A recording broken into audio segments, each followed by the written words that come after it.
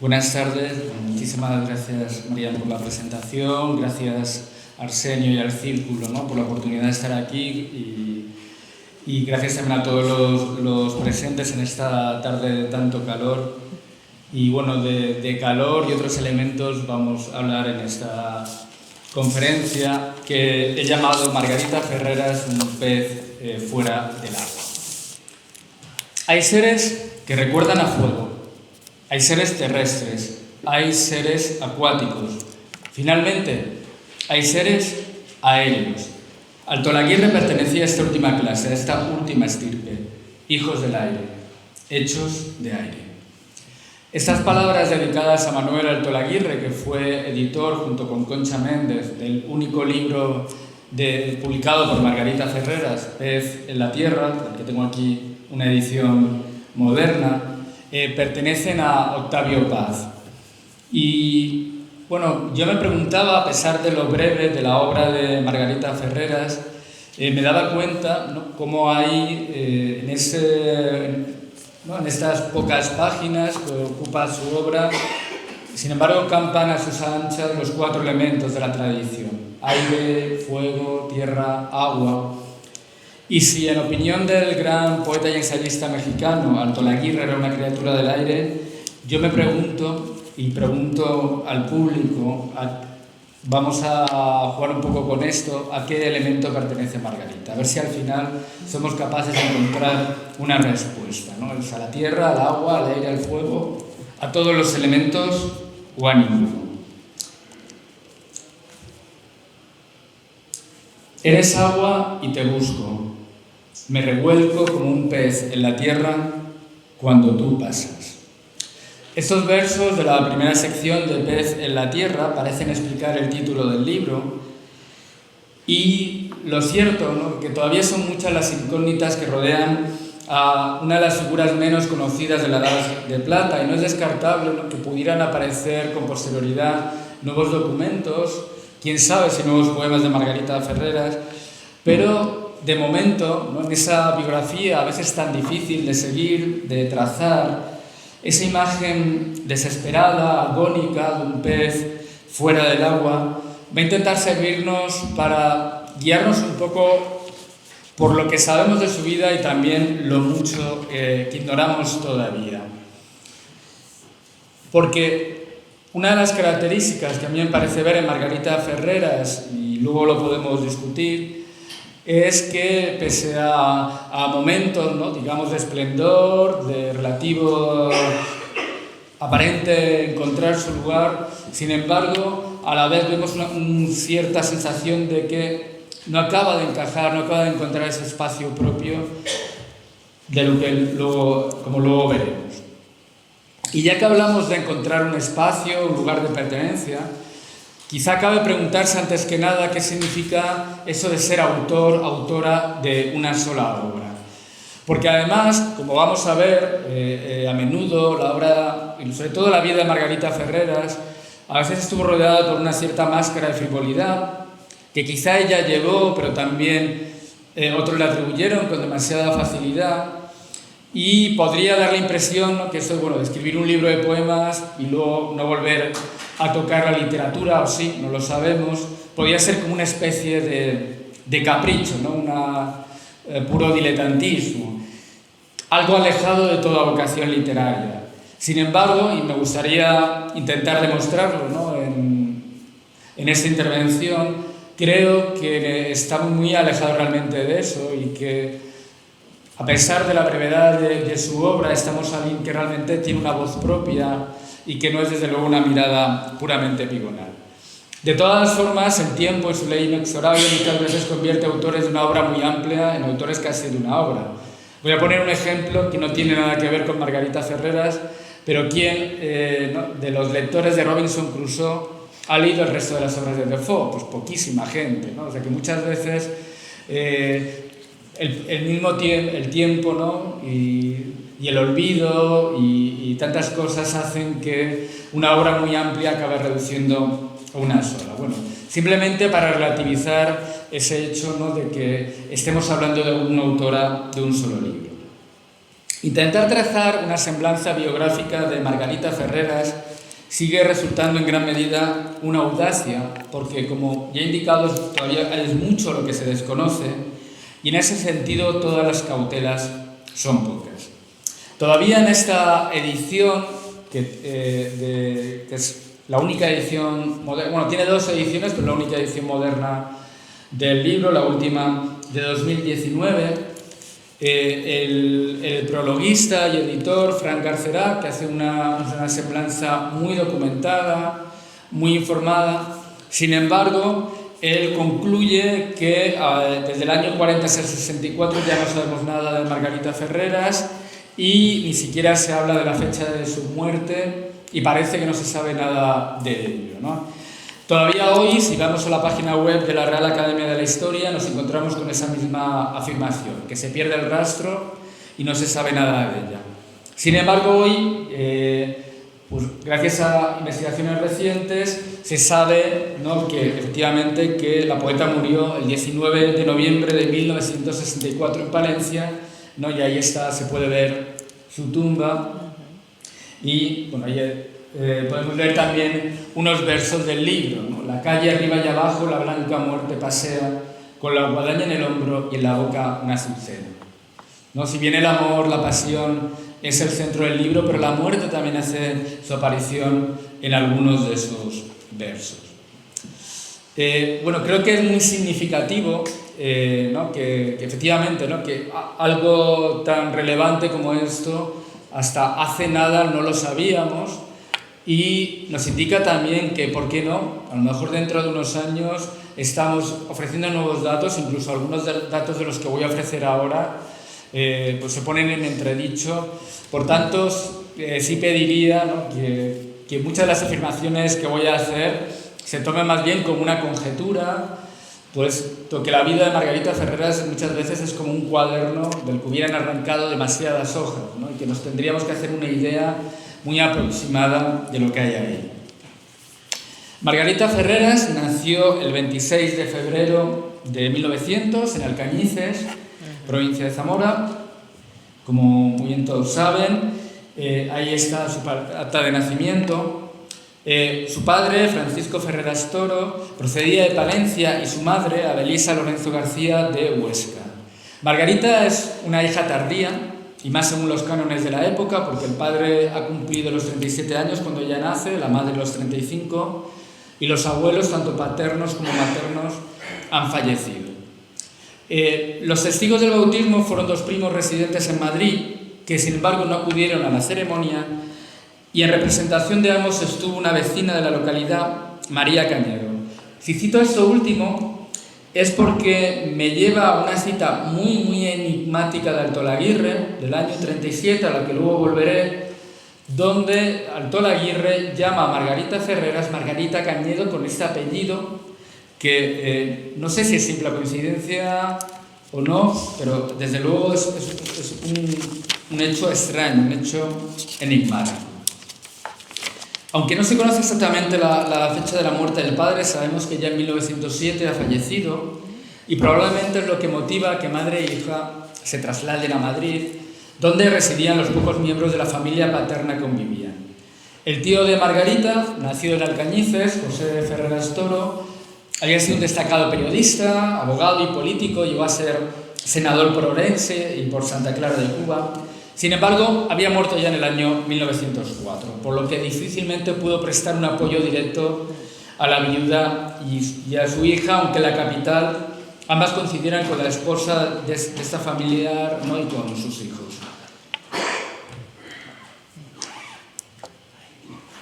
Hay que destacar también que Margarita tenía un lejano parentesco con Gregorio Marañón, ya que Antonio Ferreras, primo por vía paterna de la futura escritora, era primo por vía materna del famoso médico humanista.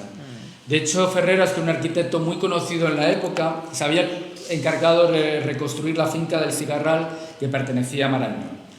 ¿Por qué destaco estos datos?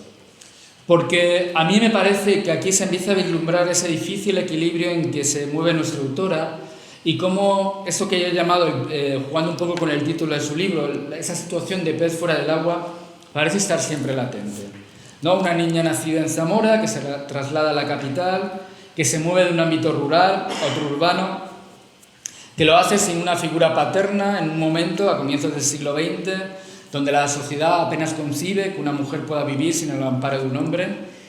Y ahí también, me voy a lanzar a la piscina, pero no estoy seguro de esto porque la documentación es muy escasa, me da la sensación que madre e hija hacen un poco el papel de pariente pobre, frente a una familia, la paterna, que tenía un cierto prestigio social, un cierto prestigio intelectual, pero no parece que madre e hija se hayan integrado, digamos, en el núcleo, ¿no?, de esta familia que ya digo que tenía un cierto arraigo y una cierta presencia. Y es muy llamativo que desde 1917 a 1916, es decir, en menos de 10 años, conocemos 5 cambios de domicilio. Como digo, el arraigo y la estabilidad no parecen presidir los primeros años de la vida de la autora de Pez en la Tierra. La primera referencia más o menos pública a Margarita, en 1918, proviene de un escritor hoy casi olvidado, Álvaro Retana, al que tenemos ahí con sombrero, que entonces gozaba de cierta popularidad como periodista, autor de literatura erótica y, entre otras ocupaciones, letrista de cuplés. De las propias palabras del escritor se sugiere una relación sentimental entre el joven Retana y una Margarita casi adolescente, a pesar de las conocidas inclinaciones homosexuales del primero. Es cierto que Retana probablemente era bisexual y siempre jugó una cierta ambigüedad al respecto, y gracias a esta referencia sabemos también que al parecer Margarita intentó probar suerte como cantante de Music Hall del Palace, un mundo este de la canción ligera, del teatro de variedades en el que también se movía Retana. Claro, por lo general en aquellos años que una joven se dedicara al mundo del espectáculo no era algo que entusiasmara a una familia burguesa, y quizá eso fue, de nuevo, es una conjetura, un elemento más de distanciamiento frente a la familia paterna. Se ha especulado también que entre 1920 y 1924 la joven y su madre se mudaron a Barcelona. Quizá porque la madre no le hacía mucha gracia esta relación con la ambigua Retana, pero volvieron luego a Madrid. Y si se confirmara, de nuevo hallamos uno de estos cambios de domicilio que parecen presidir, ¿no?, los primeros años de Margarita Ferreras. Tras su retorno, o no, de la ciudad condal, encontramos, para sorpresa nuestra, a madre e hija instaladas en lo que hoy llamaríamos un piso de lujo. Tenía 12 habitaciones, por las que pagaba un alquiler no pequeño para la época, 6.000 pesetas anuales. Vamos, para decirlo coloquialmente, un casoplón. Sin embargo, en el padrón de ambas, la ocupación laboral de ambas sigue siendo sus labores. ¿Qué ha ocurrido? ¿Por qué de pronto ocupan una vivienda que muchos madrileños no se podían permitir? Bueno, la respuesta no es 100% definitiva, pero todas las sospechas apuntan a que Margarita se había convertido por entonces en la amante del infante don Fernando de Baviera, al que tenemos ahí condecorado. Y don Fernando de Baviera no era un cualquiera, era primo y amigo del rey Alfonso XIII. La primera esposa de don Fernando, fallecida ya por entonces, había sido la infanta María Teresa, hermana del rey. No es mi intención deslizarme al terreno de la prensa rosa, y no quisiera dar más importancia de la que tiene este episodio, pero lo cierto es que pesó bastante sobre la vida de Margarita Ferreras y también sobre la estimación que algunos contemporáneos tuvieron sobre ella. Alguien podía pensar con cierta malicia que por fin nuestro pez había encontrado el agua que le faltaba y que podía descansar tranquila. Pero pronto veremos que no es así y que Margarita Ferreras pagó bien caro este privilegio que, por otra parte, resultaba sin duda escandaloso e inmoral para muchos de los que tuvieron noticia de esta relación clandestina. Porque no hay que olvidarlo, don Fernando de Baviera, en el momento en que mantiene, al parecer, esta relación sentimental con Margarita, estaba casado en segundas nupcias con una dama de la reina María Cristina. Bueno, siguiendo con la metáfora acuática, no es mi intención, desde luego, nadar en aguas turbias ni adentrarme en el fango, pero resulta casi obligado citar un episodio del año 28 que no dejaría muy buen lugar a nuestra escritora, pero que creo que hay que situar en su contexto. La especialista en Lorca, Margarita Ucelae, que era hija a su vez de Pura Martoa, que era amiga personal del poeta de Fuentevaqueros, acusó a Ferreras de estar detrás de la prohibición de representar la obra Amor de Don Perlin Plin con Belisa en su jardín, ¿no? del autor del Romancero Gitano. Aunque el retrato que ofrece Ucelay resulta del todo menos positivo, creo que es pertinente, si queremos ser honestos, citar sus palabras.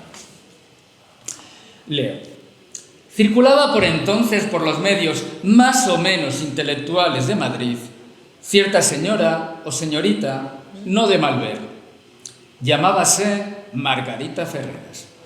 Yo tendría 12 años cuando la conocí en el Liceum, donde las señoras trataban de rehuirla, aunque sin demasiado éxito, ya que se las arreglaba siempre muy bien para imponer su presencia y a la menor oportunidad se levantaba a recitar ante la general consternación. Pero yo la recordaré siempre recitando La casada infiel, porque esta fue la primera vez que oí mencionar el nombre de García Lorca. Me han dicho, no lo he podido comprobar, que murió loca. Ocurrió, y aquí viene la versión de Federico, que Margarita, que estaba habitualmente en todas partes, frecuentaba también los ensayos del Caracol, y habiendo asistido allí a la lectura de Don Perlin Plin, se identificó de tal manera con el papel de Belisa, que sobre el terreno exigió que le fuera asignado a ella. Naturalmente que todos hicieron oídos sordos a tal pretensión, pero era obstinada e insistió. Belisa sería representada por ella o por nadie más, mas el papel fue asignado a Magda Donato, y Margarita, al verse rechazada, se retiró majestuosa, amenazando que tal desaire, dada la influencia de las amistades que tenía, iba a suponer el final de la obra. Bueno, la visión no puede ser más demoledora y reconozco que he dudado si incluirla o no en la conferencia. Porque claro, no solo aparece la imagen de lo que en la época se llamaba una mantenida, ¿no? Una mujer que vive de los ingresos que le proporciona un amante, sino que asoman otros estereotipos no menos incómodos. Por un lado, se retrata a Ferreras como una outsider, como una advenediza, que intenta en vano abrirse paso en ambientes sociales y culturales a los que otros le dicen que no pertenece, y al mismo tiempo se nos presenta casi como una femme fatale de cine o de novela, lo que también se llama una vampiresa, una vamp, una mujer que no solo usa su belleza para ascender socialmente, sino que es capaz de una perversa venganza como la que insinúa Ucelay. De todas formas, ante esta acumulación de etiquetas sospechosas, conviene de nuevo ser prudente, intentar también leer entre líneas. Sea cierto o no lo que nos cuenta sobre el fallido estreno de Lorca, me interesa la cita por algunos elementos que nos dejan entrever más allá del trazo grueso del relato de Ucelay.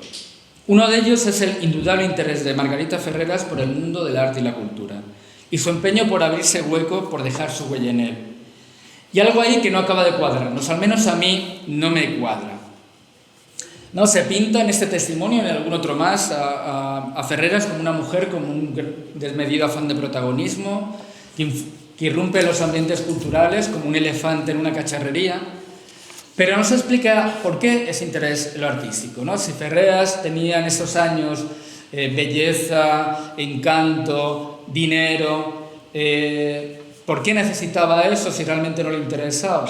Bueno, es que realmente yo creo que sí le interesaba, ¿no? Desde luego esa caricatura no acaba de encajar con su obra literaria, mucho más sólida de lo que algunos contemporáneos parece que le atribuyeron, pero tampoco con su presencia reiterada en algunos de los espacios centrales de la intelectualidad madrileña de aquel entonces.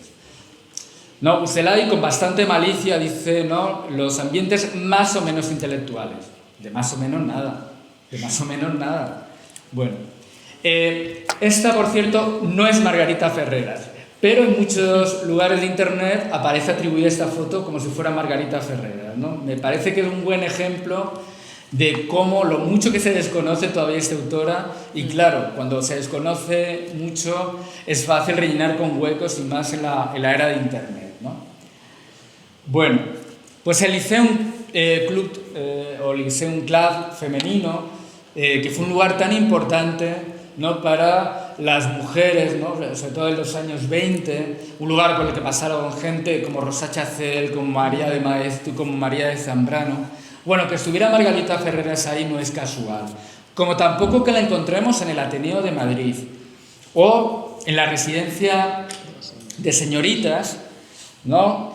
Y además siendo socia de su sociedad de cursos y conferencias. O sea, realmente vemos que hay ese interés, ¿no?, por la cultura, más allá de una moda o un capricho, como algunos testimonios malintencionados le atribuyen. Y de hecho conservamos algún documento dirigido a María de Maeztu, ¿no?, la directora de la residencia de señoritas, que muestra una cierta familiaridad con la destinataria. Es verdad que Margarita Ferreras parecía una mujer de mucha personalidad, pues capaz, ¿no?, de tratar con familiaridad, incluso a quien en principio quizá no la tenía, pero sí parece que hay una cierta intimidad, ¿no? Leo una postal que le dedica a María de Maeztu. María, ¿cuándo quiere que nos veamos? Siento un deseo inmenso de hablar con usted mucho y muy íntimamente. Suya de corazón, Margarita Ferreras. Bueno, más allá del deseo, por otra parte, legítimo, ¿no?, de tener éxito en los medios artísticos, como digo, me parece que todo se apunta a que ese interés de Margarita por la cultura es una imagen genuina. No, por más que parece efectivamente que Margarita molesta e incomoda al menos a algunas personas. Por su forma de ser, por momentos quizá avasalladora, o tal vez porque es una chica de provincias, huérfana de padres, que no tiene una gran formación académica ni el amparo real de una familia pudiente, que no pertenece a la clase trabajadora, pero tampoco tiene el halo prestigioso de la alta burguesía, una chica que ha tenido que abrirse hueco a empellones y que no se resigna, ¿no?, sin embargo, a tener, ¿no?, una vida propia, a tener ambiciones, porque es una mujer con personalidad propia en un mundo de hombres. Bueno, hay otro testimonio que no quería dejar de leer. Manuel Azaña también se refiere en ella en otra ocasión, pero es un texto de Francisco Ayala que tiene una imagen de esas que se te quedan grabadas, desde el año 29. Bueno, Benjamín Jarnés, que es el que prologa Pez en la Tierra, le pide ayuda a Francisco Ayala, que acaba de estudiar Derecho, porque Margarita Ferreras tiene unos problemas legales. Al parecer, el enamorado de Sangre Azul se había comprometido a darle un dinero que ahora le negaba. Bueno, voy a leer las palabras de Ayala porque me parecen antológicas. Estaba por aquellos días Benjamín Jarnés muy enamorado de cierta mujer demasiado conocida en Madrid, la entretenida del infante don Fernando. Acababa yo de graduarme como abogado y Margarita necesitaba un asesoramiento. Si yo no tenía inconveniente, con mucho gusto. ¿Cómo no? Allá nos fuimos para visitar su chalet elegantón a mi primer cliente. Tomamos asiento en una silla al pie de una escalera y aguardamos encogidos durante un buen rato. Por fin, se oyeron pisadas arriba y levantando los ojos cual si esperásemos el santo advenimiento, vimos aparecer en los escalones más altos y descender majestuosamente unas pantuflas bordadas de seda, unos tobillos muy blancos, una bata chinesca y a la postre sobre el abundante pecho una garganta alabastrina, una cara adornada de encantadoras pecas y una espléndida cabellera de fuego. La imagen de una hermosa mujer plena de atractivo sensual descendiendo la escalera tiene algo de cinematográfico, de teatral. Pero a mí me recuerda una imagen que en principio no tendría nada que ver, excepto ese descenso de la escalera. No sé por qué yo me imagino a Norma Desmond, interpretada por Gloria Swanson en Sunset Boulevard, la película de Billy Wilder. En principio son dos imágenes totalmente diferentes, ¿no?, porque tenemos a una Margarita Ferreras en todo su esplendor y ese descenso de la escalera es el de una actriz en decadencia. Sin embargo, en ambos casos vemos cómo se rompe esa imagen tópica de la femme fatale, puesto que Margarita comprenderá muy pronto lo precario que es ese supuesto poder que ostentan esas mal llamadas armas de mujer. Si la relación con el infante por un momento le ha otorgado una posición de privilegio, una cierta influencia y una economía desahogada, va a comprender también muy pronto que el amante puede desprenderse de ella como un perfume caro, una vez que ha vaciado su contenido y que nadie va a ampararla ni moral ni legalmente. He encontrado varios testimonios donde se mira a Margarita Ferreras con cierta sorna por encima del hombro, ni que decir tiene que no he encontrado ningún documento en el que se haga esa misma crítica, ¿no?, al amante, por otra parte, ¿no?, esposo adúltero, y que deja abandonada a Margarita en un momento determinado. Entre finales de los años 20 y comienzo de los 30, el nombre de Margarita Ferreras aparece con cierta frecuencia en la prensa vinculado a actos culturales de distinta índole, pero sobre todo recitales de poesía.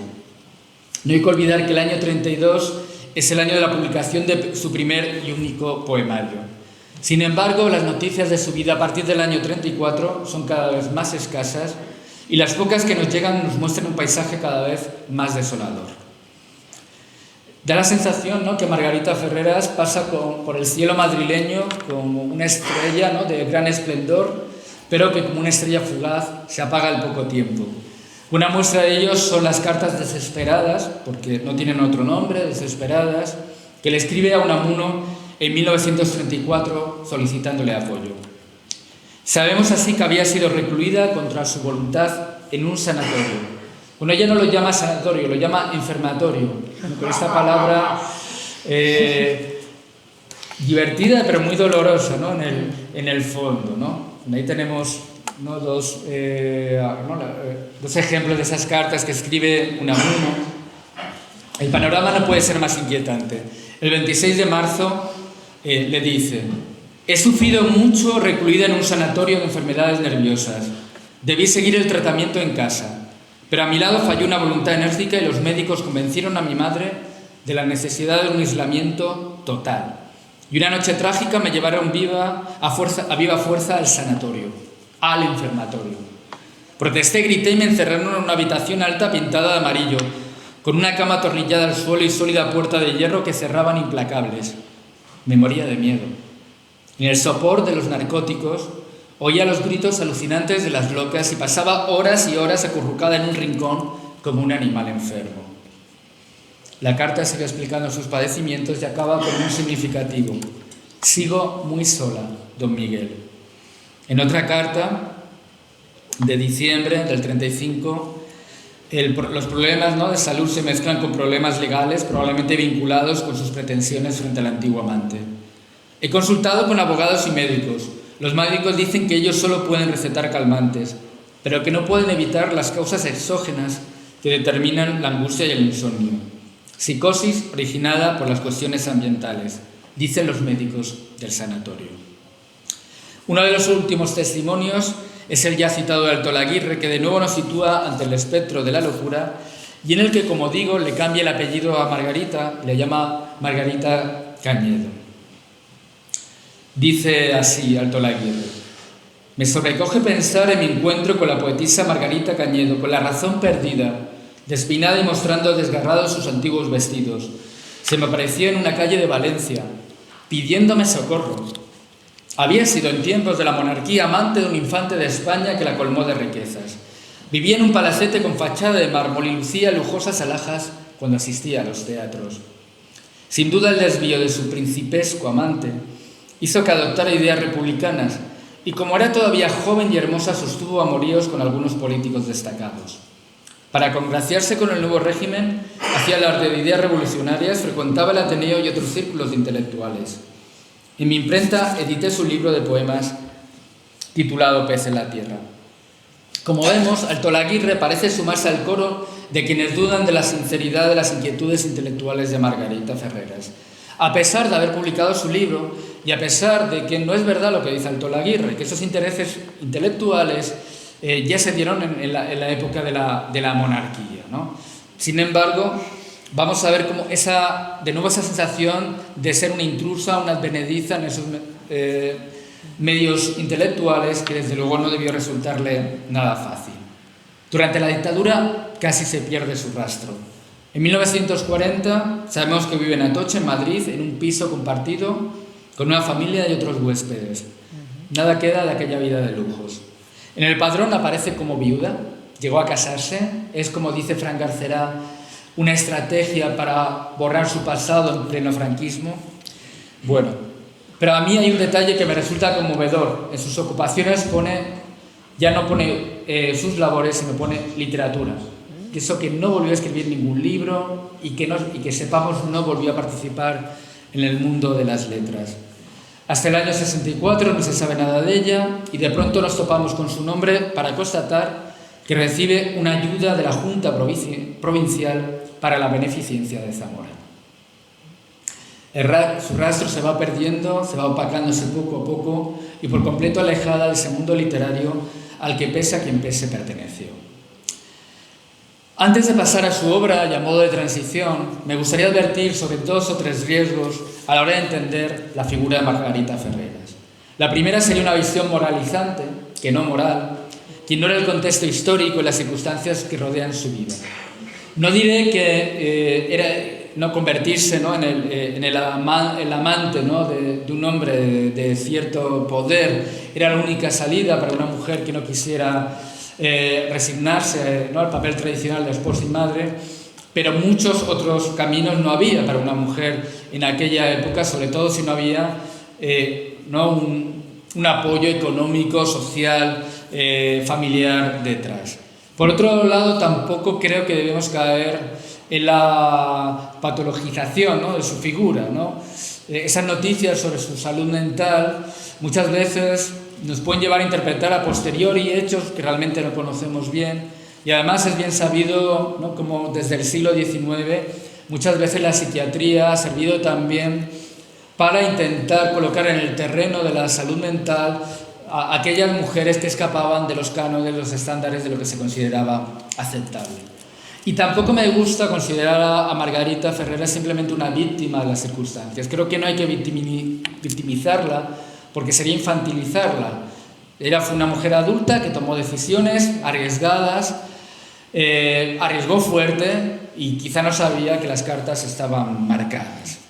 Más que como una vampiresa o una femme fatale, me gusta verla como una dandy. La idea se la tomo prestada a María José Bruña de un artículo titulado Margarita Ferreras, la deslenguada, el desencanto de una dandy, que forma parte de un libro colectivo coordinado por Dolores Fidalgo, que se llama Vida Llama, Voces para una antología sinfónica, libro tributo a la poeta Margarita Ferreras, que está a punto de aparecer, si no ha aparecido ya, en la editorial Eolas. Como la misma María José Bruña sugiere, ¿no?, Baudelaire había dicho, ¿no?, que el dandy solo podía ser un hombre, no una mujer. Pero lo cierto es que figuras como Margarita Ferreras entrarían de lleno en esa imagen, ¿no?, de alguien, de una mujer provocativa, que no está dispuesta a seguir los estándares burgueses y que no tiene miedo incluso a escandalizar. ¿No? Margarita Ferreras podría formar parte sin problema también de la larga lista de poetas malditos, poeta maldita por su heterodoxia, por su destino amargo, por el rechazo que suscita y también por su fascinación. Pero aún ahí yo también me andaría con pies de plomo, porque si nos interesa Margarita Ferreras, no es tanto por su vida, de la cual, insisto, sabemos muy poco, ni por su malditismo, sino por un libro donde fue capaz, como dije antes, de tener una visión genuina y ciertamente personal. Pez de la Tierra aparece en el año 32. Es el año, por ejemplo, en el que Vicente Alexandre publica Espadas como labios y Gerardo Diego sus poemas Adrede o su fábula de X y Z. Pero es el año, sobre todo, en el que aparece Poesía Española, la antología de Gerardo Diego que sirve de carta de presentación a la generación del 27. Antología que, como ya sabemos, en la cual solo aparecen nombres masculinos. Habrá que esperar a la segunda edición del año 34 para ver asomar 2 nombres femeninos, el de Josefina de la Torre y Ernestina Champurcín, pero el resto sigue siendo una mayoría abrumadora de varones. Margarita Ferreras había nacido 2 años después que Lorca, 2 años antes que Cernuda, es decir, que desde luego por edad y también por afinidades pertenece de lleno a eso que se ha llamado la Edad de Plata y, ¿por qué no?, la generación del 27 en su sentido más amplio. Recordemos también, aunque es una etiqueta quizá demasiado genérica, pero que nos sirve un poco de andar por casa, como en los años 30 se ha hablado de una etapa de rehumanización después del antisentimentalismo de las primeras vanguardias de los años 20.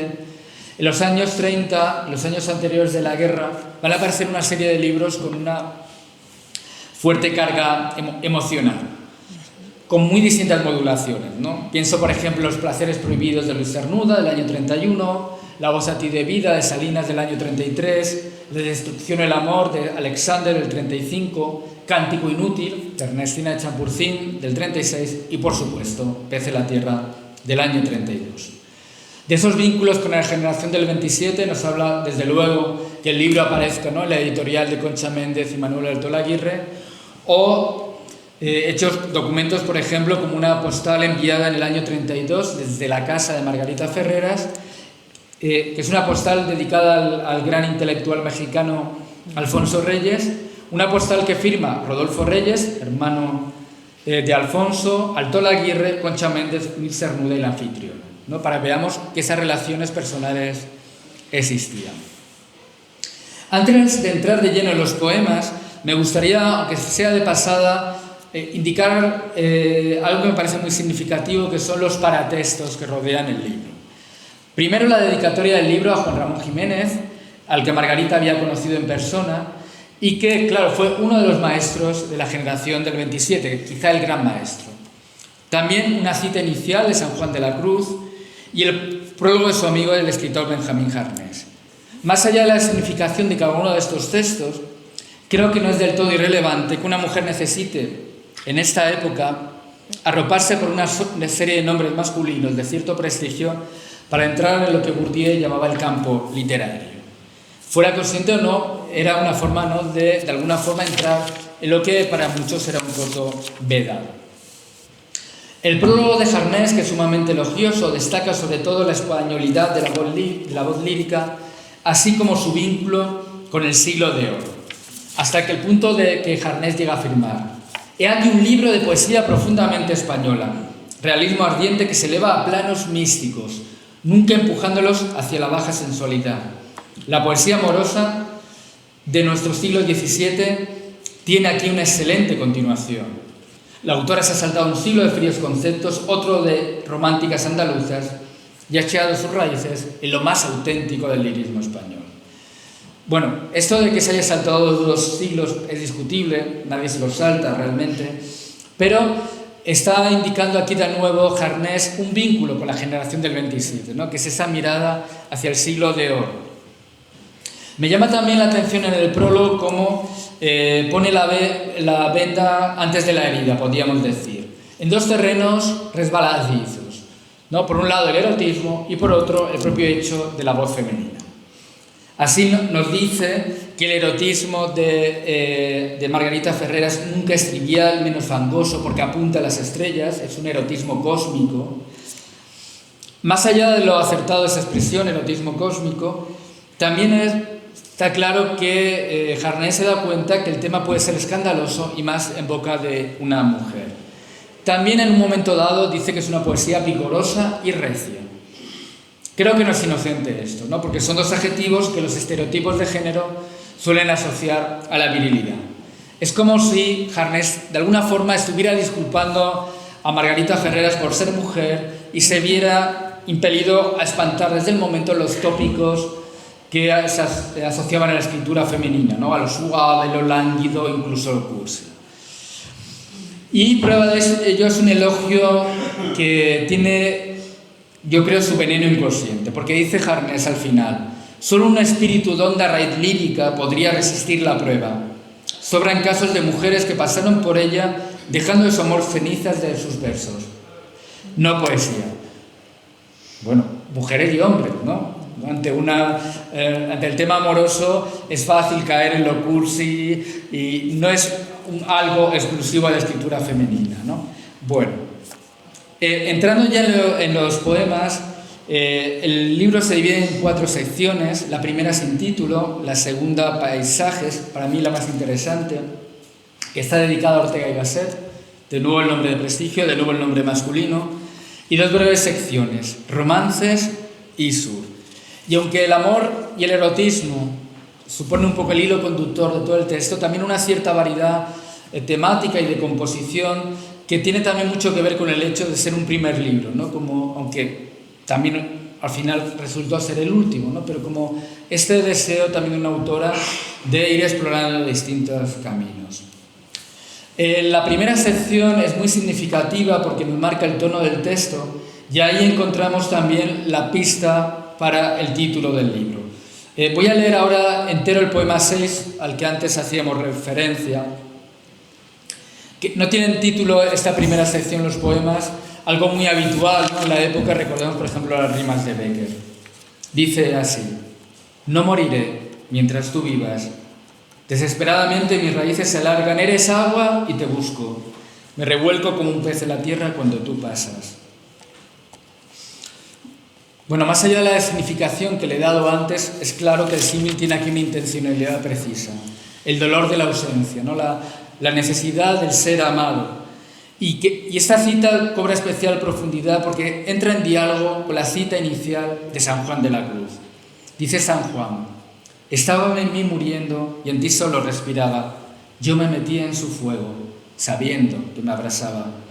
La poeta y el místico coinciden en esa absoluta necesidad del ser amado que contiene todo: vida, aliento, espacio propio.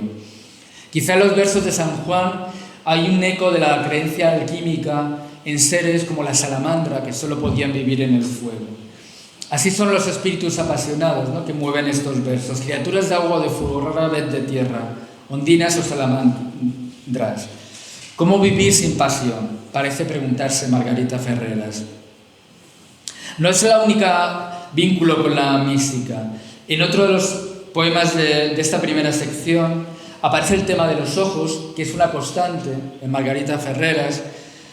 Y, por ejemplo, ¿no?, se citan unos versos muy famosos del Cántico Espiritual: los ojos adorados que llevo en mis entrañas dibujados, donde San Juan, más allá de las posibles tradiciones religiosas, es posible que haga alusión a esa creencia que venía del Dolce Stil Novo, de unos espíritus sutiles que nacían del corazón y entraban por los ojos de los enamorados, ¿no?, como una corriente electromagnética.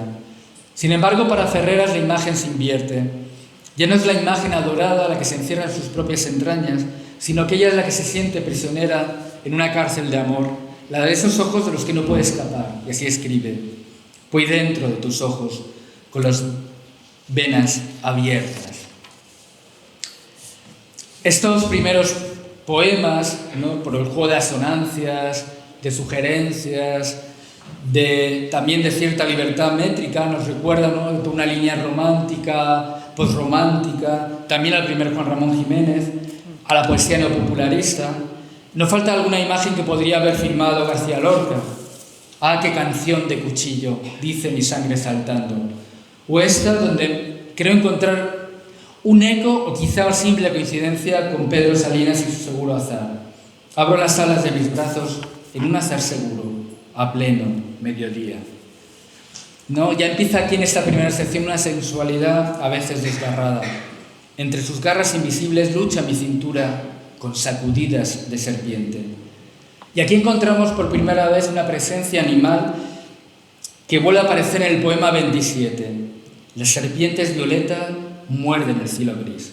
Una imagen de cierto tono vanguardista que luego enlaza con la imagen de la hiedra más tradicional, que tendrá una importancia muy clara en el poemario y que me parece esencial, puesto que el hecho de que se repita tantas veces y además que entronca directamente con el tema de la sensualidad, me parece que no es una metáfora casual, sino que tiene que ver mucho con el simbolismo más profundo del libro.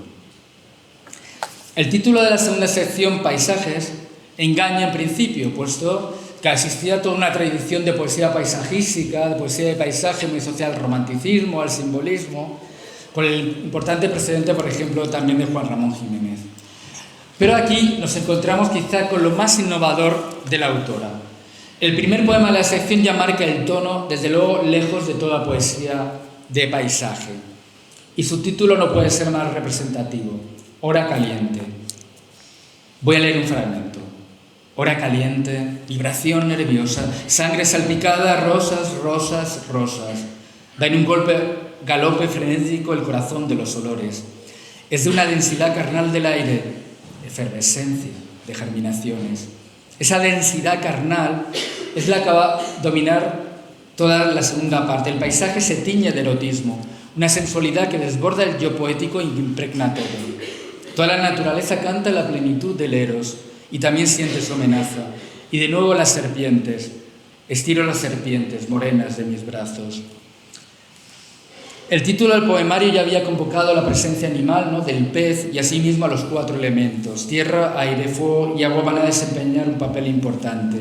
Y además la serpiente, como vamos a ver, que aparece en todas las culturas, vinculada a muchos elementos, ¿no? La serpiente es un animal que repta por la tierra, es una serpiente en el agua, hay varias serpientes de agua en los poemas, puede haber serpientes también relacionadas con el fuego, el dragón, en el fondo es una serpiente con alas, por lo cual nos vincula al elemento aéreo y al fuego, y como digo, es una imagen esencial. Claro, aquí me doy cuenta que he quitado una imagen que no quería quitar. Como sabemos, en el imaginario cristiano, la serpiente aparece asociada al demonio, a la tentación, e incluso a veces, aunque en principio Eva es la víctima de la serpiente, pero a veces tienden a confundirse, ¿no? Como la imagen de la mujer, como la imagen de la tentación, del peligro, de esa sensualidad peligrosa, solo salvable, ¿no?, a través luego también de la religiosidad de la figura de María, que en algunas representaciones plásticas también está pisoteando una serpiente. Pero la serpiente tiene también toda una tradición donde se asocia a lo divino, en un sentido positivo, ¿no? Pienso en la vara de Moisés, que se convierte en serpiente, en el mundo griego, la serpiente que se asocia a la enfermedad, también a la medicina, en el caso de Esculapio o Asclepio, en Hermes, cómo aparece también, ¿no?, por ejemplo, ¿no?, en el mundo, ¿no?, en el mundo azteca, ¿no?, la serpiente emplumada. Tenemos también las nagas en el mundo hindú, donde también la serpiente, por ejemplo, hindú representa la energía, ¿no?, la serpiente Kundalini. Y precisamente esa idea de energía, de la llama que vibra, creo que es la imagen radical del poemario, ¿no? La serpiente como lo que puede convertirse en todo, que tiene que ver con esa imagen de la sexualidad. En los paisajes eróticos de Ferreras, la sexualidad humana pierde toda su especificidad para diluirse con el deseo que empapa cielo, árboles, animales, flores. Leo un fragmento. De la trémula copa de la tierra se desbordan los verdes, como chorros de espuma languidecen o suben vehementes, tiembla el techo nervioso de la arboleda, camino entre las casas azules de la sombra, entre risas de agua y frialdad de seda. El yo femenino pasa por una naturaleza deseada y deseante, una naturaleza que quisiera arrastrar en un abrazo apasionado. Leo otro fragmento. Llevo un olor más vivo como la carne de los árboles. Se apagan los colores llovidos de nostalgia. Qué frenesí de viento. Ácidos abanicos sobre mi nuca húmeda. Huyen las sierpes nerviosas de las aguas, ¿no? La serpiente, lo acuático. O este texto que no puede ser más explícito. Mira cómo resbala el río azul del aire por mis brazos desnudos de color naranja. Con furioso aleteo las sedas luminosas se ciñen a mi cuerpo. Abre el aire la flor de mi cabello. Siento sus dedos húmedos por muslos y por senos.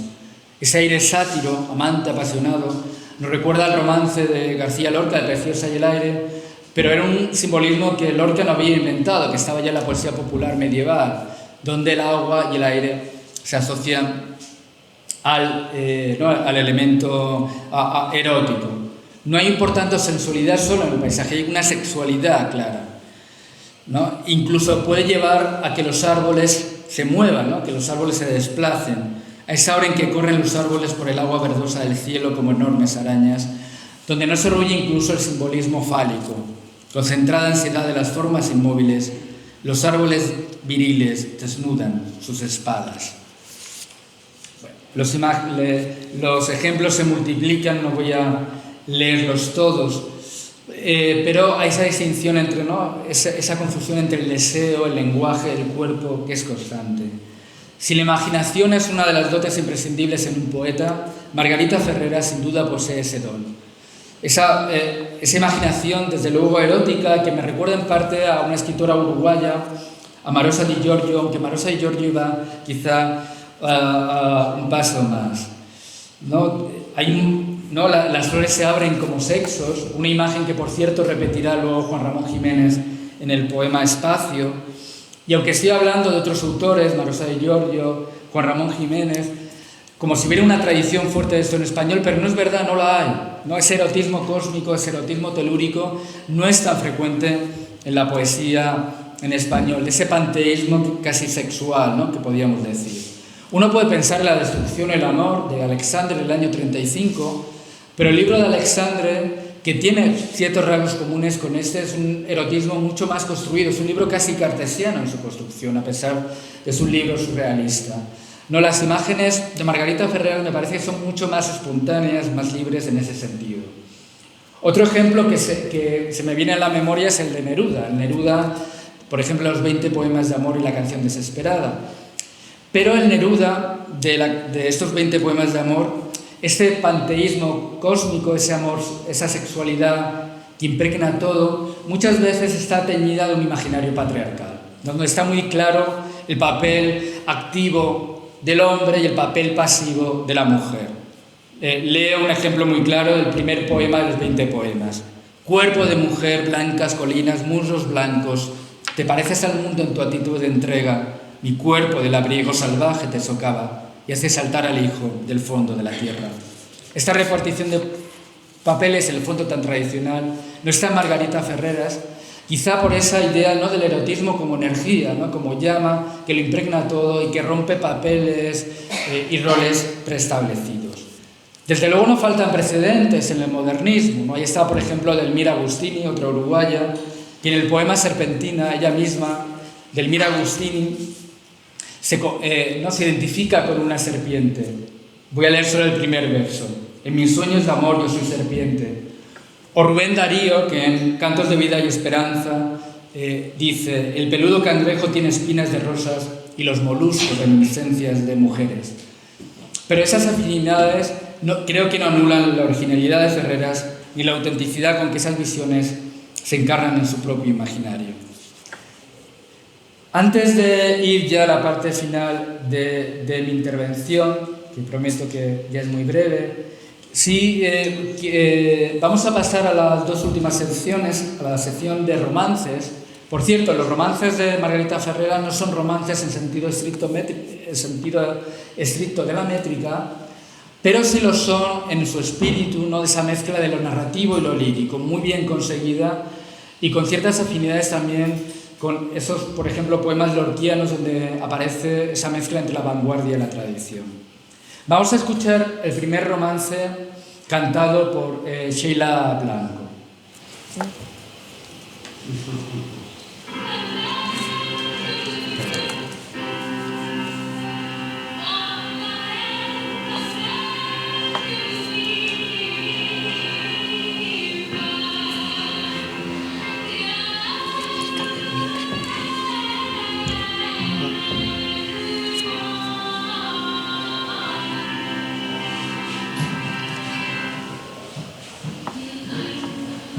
Los ojos negros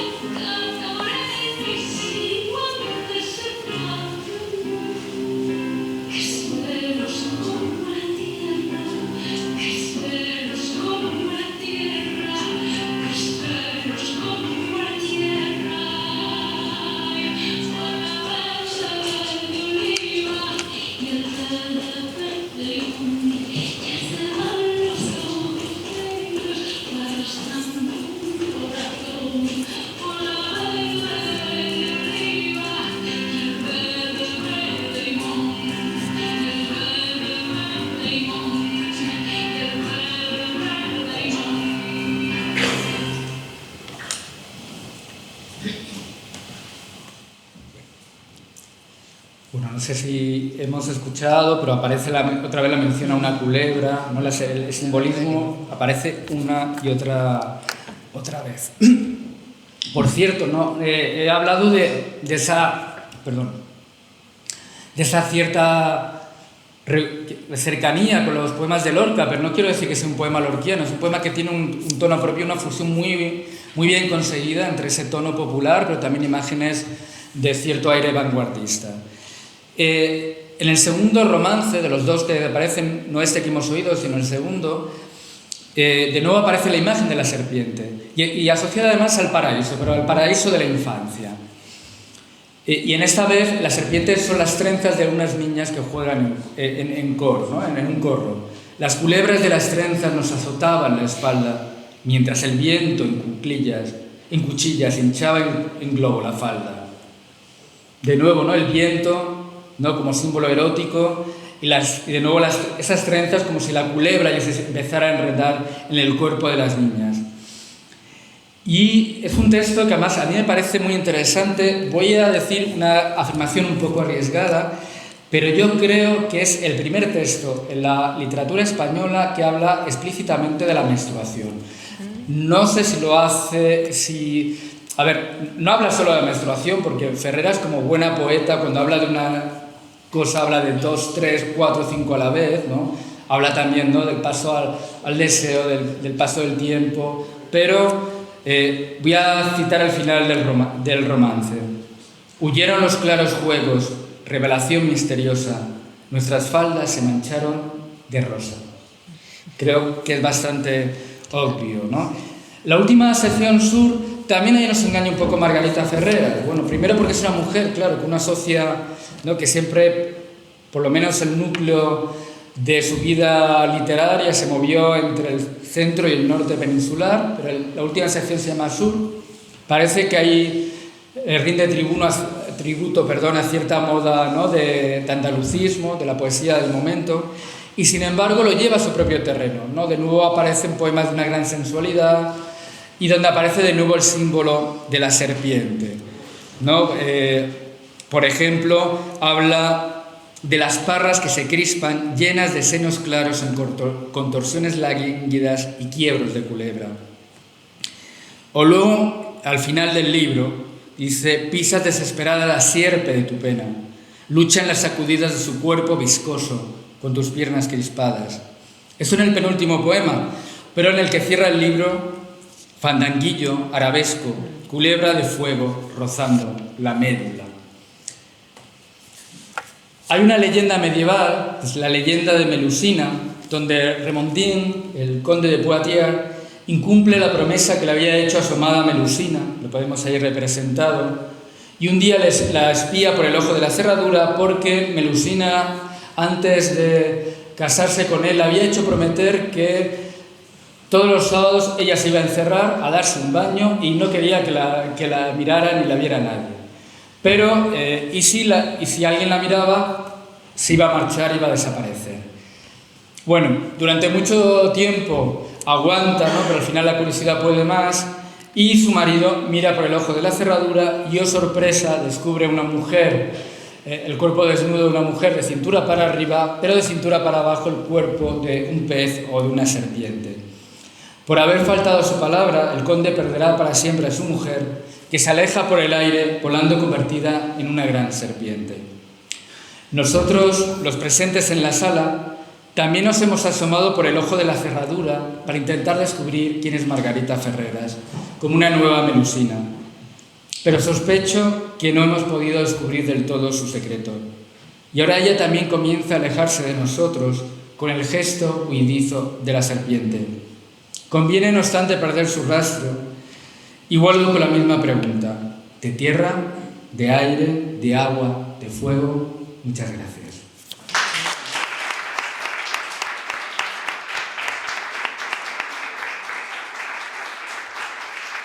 Pues también, ¿no? Bueno, eso lo dice el Tola Aguirre. Vale. Claro, volvemos, claro, a los rumores,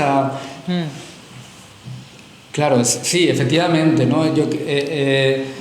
Yo Yo creo que sí es algo muy posible, ¿no? Que en algún momento dado ella se planteara alejarse o desaparecer. Quiero recordar que la cita al Tolaquín, en un fragmento que no he leído, sí él hablaba, que alguien le había dicho que si se había ido al extranjero, que si luego había vuelto, pero efectivamente, claro, yo me he movido un poco con el simbolismo ese, ¿no? Del pez fuera del agua, pez que no acaba de encontrar su lugar, pero quizá tampoco su tiempo, ¿no? Es una mujer que en otra época probablemente no hubiese tenido otras circunstancias y una vida quizá más fácil, ¿no? ¿Y tú crees que desaparece porque ella quiere o porque la silencian? Por la vida que ha tenido y las circunstancias, ¿no? Quizá no me pregunto, ¿eh? Sí, yo también me pregunto. Yo creo que hice un poco las dos cosas, ¿no? Que efectivamente es muy llamativo como, ¿no? los pocos testimonios que hay cuando luego pues efectivamente hay una presencia de la prensa y de los documentos. Yo sospecho que, bueno, claro, esto que si se siguen investigando epistolarios y demás, debe ir a alguna más, tiene que haber más referencias sobre ellas sin duda, ¿no? Pero claro, es que efectivamente, ¿no? Desde el año 34 solo 37, 40, 67 es poquísimo, ¿no? Lo que se sabe de ella, ¿no? Sí, yo estoy totalmente de acuerdo, ¿no? A mí también me parece una de las más interesantes y también llama la atención cómo que haya tan poca bibliografía sobre ella, tan poco interés hasta hace nada, cuando es un libro efectivamente muy audaz y muy valiente. Porque es cierto, ¿no? Que algunas de las... tampoco me gusta hacer esa distinción entre poetas hombres y mujeres, pero es verdad que varias de las sombrero, quizá también porque sabían el terreno complicado que se movían, hay una cierta tendencia a una poesía un poco más clásica, ¿no? Pues el caso de Ernestina Champurcina, aunque Cántico Inútil es un libro tremendo, ¿no? Como esa confusión entre amor místico, amor carnal, es también muy atrevida, ¿no? Sería interesante, por ejemplo, comparar ambos libros, ¿no? Pero efectivamente, claro, ahí hay como... Por eso hay algo muy perturbador en toda esta historia, ¿no? Porque es como... De pronto voces muy negativas, como que efectivamente dan la impresión que quieren acallar, que quieren ningunear, etcétera. Y lo que hubo, de verdad, hubo, por ejemplo, reseñas muy elogiosas en los periódicos, pero luego te olvidas de ella. Este libro debieron leerlo y no se dieron cuenta, ¿no? del valor que tenía o qué, ¿no? Y quedó toda esa imagen frívola. Y querían silenciarla. Sí, también puede ser, ¿no? Sí. Sí. Sí, bueno, y luego de verdad que... A ver, es cierto que ya había ese tema erótico, sí estaba, ¿no? Había precedentes, pero el hecho que lo escriba una mujer de una forma... Además, es un erotismo muy trágico, a veces, o sea, sin un fondo a veces trágico, ¿no? Pero nunca culpable. O sea, no es una mujer que... No hay una... realmente es un amor, una pasión inocente, ¿no? Sí es la tragedia, ¿no? Quizá dejarse arrastrar por un deseo que no se puede controlar, pero no hay una sensación de culpa, ¿no? por esa sexualidad que es que lo impregna todo, ¿no? Y que realmente a lo mejor pudo ser muy perturbadora, ¿no? para muchos lectores. Sí, pero claro, hay todo un periodo de la historia en que la sexualidad se convierte en algo muy clandestino, la literatura, ¿no? O se convierte en algo de un género menor, ¿no? Pues, ¿no? Corrientes, ¿no? La literatura libertina, lo que se llamó en la época de Retana, ¿no? Noviete, ¿no? Digamos, de Margarita Ferreras, que lo que se llamaba la literatura psicalíptica, que se llamaba una literatura de segundo orden, ¿no? Pero es verdad que fue sobre todo el modernismo, con figuras como Rubén Darío, pero también de una mujer como Delmira Agustini, que a veces también, claro, ha eclipsado un poco la parte erótica y ha quedado a veces Delmira Agustini como una poeta solo del sexo y ni mucho menos es así, ¿no? Pero que van abriendo camino también a esa visión de la sexualidad como algo que no es algo sucio, no es algo que hay que ocultar, que algo que puede tener un tratamiento lírico, ¿no? Como ocurre aquí, ¿no? Y un tratamiento lírico muy explícito. Sí, lo que me refiero que no hay que yo al menos no he encontrado, si alguien me desmiente, encantado, ¿no? No he encontrado ninguna referencia que haya tenido pues, estudios superiores, porque ya algunas mujeres de esta generación, ¿no? Como María Zambrano, sí entraron a la universidad. No parece que fuera el caso, fuera una mujer más, yo creo, más de formación autodidacta, pero desde luego que tenía una inteligencia y una sensibilidad, y que es verdad que no solo se refleja en los poemas, la prosa de las cartas es una prosa muy, muy rica, muy elaborada, como incluso una situación tan difícil como la que está viviendo, ¿no? Con el sanatorio enfermatorio, como pesa todo, no pierde la elegancia de la escritura y la riqueza de ese vocabulario, efectivamente, ¿no? A lo que me refiero, que no hay evidencias de que hubiera tenido una formación reglada, clara, ¿no? Que evidentemente es una mujer con muchas lecturas y con un talento detrás obvio, ¿no? Puede ser, pero es un erotismo muy diferente. Sí, o sea, puede ser, pero porque realmente sí podemos hablar incluso de un paganismo de fondo, ¿no? Es un mundo inocente, ¿no? El mundo, hay alguna referencia a la diosa Venus en algún poema, pero lo que no, o sea, no lo niego en absoluto, pero lo que no hay, y eso también es un valor, no hay un neoclasicismo, no hay un intento, ¿no? De ser una poeta griega o de ser una poeta latina, sino que es efectivamente como un mundo pagano, un mundo repleto de sexualidad, de sensualidad, donde está todo animado, ¿no? Pero sí, es posible, ¿no? que fuera una de sus fuentes, ¿no? Uno de esos elementos, ¿no? que pudieran estar ahí detrás. Muchas gracias de nuevo, gracias al público. Además han sido unas preguntas muy pertinentes y muy, muy interesantes, porque además, bueno, pues nos deja ahí que seguimos pensando, sí, ¿será tierra, mar o agua, no? ¿Se silenció? Ah, sí. Yo también. Yo también.